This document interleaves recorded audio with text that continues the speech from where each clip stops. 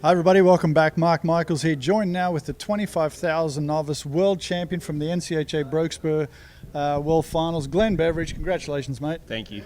What an accomplishment. That was pretty awesome. I got to start with the fist bump right at the very end. What did that moment feel like to you? I mean, it was an accumulation, obviously a year's worth of work, but this literally did come down to the final run between you and Jake Pinero.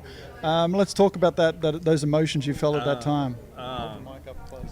Mr. Gallen, he told me after Jake put that big score on to just do myself and show smart. And I mean, I felt like I executed what I needed to do, and you mean the emotions all come out at the end there. Keep your mic in front of you a little bit more. There you go.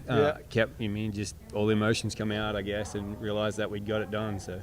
Yeah, and it's such cool because those are the moments that show the work that because we don't always see that emotion from the guys or from the trainers or even, the other people hauling in those non-pro and amateur classes, but to see that really kind of expresses how much work went into that World Championship. Yeah, it was a haul. Literally. Yeah. Well, let's talk about Barbykat, owned by Penelope Broad from British Columbia. Yeah. We don't see that very often, a Canadian-owned horse down here coming and taking the big prize. Yeah. Penelope, she called me, I believe it was in February, and asked if I'd be interested in trying her out and just getting her ready. We never set out to haul or anything. It was just to get her ready and get her bred down here. So we didn't even start showing until after Super Stakes. And, really? She was at the breeding barn up till then, and then she was going to be Penelope's UA horse. And I asked her if I could go to a couple shows, and we hit a really good lick and jumped way up in there. And she said, well, let's just try and see if we can stay in that top 15. And she just kept climbing. And then by August, we were about 14,000 ahead in August, and then we got hurt and had several weeks off and just got it back towards the end here before them big money shows, and Jake come out and we just battled it out. He caught me and then we just battled it out all fall. And he'd get the lead by $800 and then I'd get the lead by $800. And it literally came down to the last run. Like I mentioned earlier, you had 56,449 coming in that you had in the bank, but that was only 1,100 ahead of Jake. And then you won the first go around with a 224. That had to feel good, give you some confidence. Yeah. When I did that and got a good little lead, I just knew the next go around I had to be clean and just get showed smart. Yeah. So. And today drew a little deeper, and obviously there was a little extra pressure on you, knowing that because Jake had already marked a 24, so he won the second go around today. 27, yeah. 27, sorry. Yeah. And then you knew you had to get a check to be able to stay in the league. Yeah, I had to just get a check. It didn't matter what size of check. I just had to get a check, and it would all just come down to the pencil finals.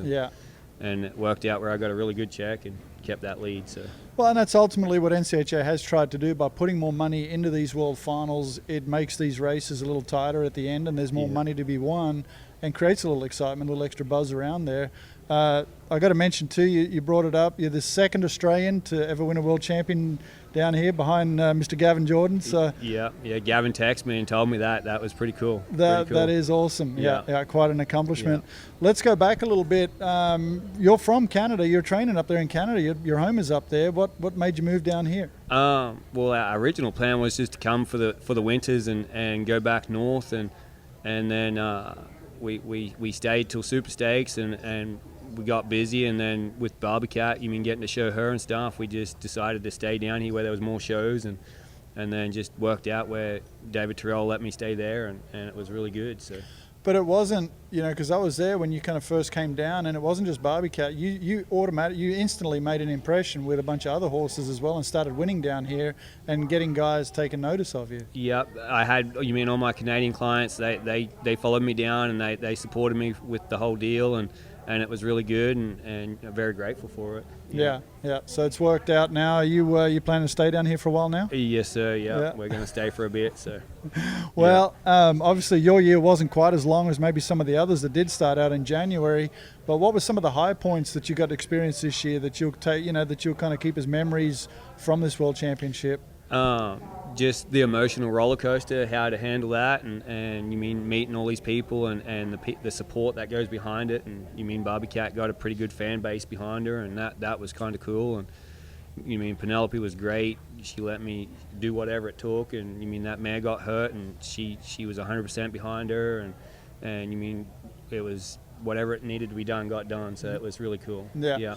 Well, your family have been on the road with you too. We've seen the kids running around. Yeah, We've got the whole family there with you. What was some of the things you did to help stay focused throughout the year once you decided that this was your goal? Just to show by show, I guess. Yeah, and then you mean my wife is a really big supporter and very grateful for her, and then my kids, you mean they love it as much as I do. So yeah. What obviously with any world championship, it is a long road. There's some down times. Can you talk about some times where you started maybe questioning what you were doing or having second thoughts about all the time? When my mare got hurt, you mean I was pretty down about that. You mean and I got to show a couple other horses in that place, which you mean I were using for check blockers and stuff like that, and it worked out where she got to stay in the lead for a good while. And you mean, but really, I don't think there was any downtime. It was just you mean how to support yourself behind it, and you mean Cass Tatum was a really big player for that with me, and Galen as well. So. Yeah. Obviously, aside from the win down here, there anything else from the World Finals itself that stand out? I mean, some memories that you'll keep from that? Just hauling up and down the road was pretty cool. It's a pretty cool experience. Who are some of the people that have helped you along the way, or maybe guys that you hadn't talked to before that now all of a sudden were instrumental in your program or in just helping you stay focused? Yeah, so Justin Nampkin was a really big part. You mean we worked it out. He maybe missed 5 runs all year on her. Really? He helped me all year long, and you mean we become really good buddies and stuff like that. So you mean a big thank you to him. And Cass Tatum was there 99% of the time, and you mean he would yell at me when I'd get to go and do stupid stuff. And Galen Wells was really big at my mind side of things and keeping focused on it. And Brady Davis and Lee Francois were really big parts of it too. So. Yeah, well, it takes a village, and I mean those guys, they've been through it, and so it's a good support team to have behind you. And help lead the way. Yeah. What are your plans for next year? Are you? They all want to haul again. I was trying to be maybe more aged of any next year and try and target that side of things and get better on that. But you mean whatever way business goes, I guess we have to go with. So all right. Plans for Thanksgiving tomorrow? What are you doing? Just another day. Just another day at the cut. I got to show a 5 novice horse for Mr. Byron Walker tomorrow. So there you go. All right. Well, Glenn, congratulations, mate. Thank you. Awesome achievement. Thank you. We wish you all the best, and we'll be looking for you down the road at these shows next year, maybe. Sounds good. Thank you. All right. Thanks.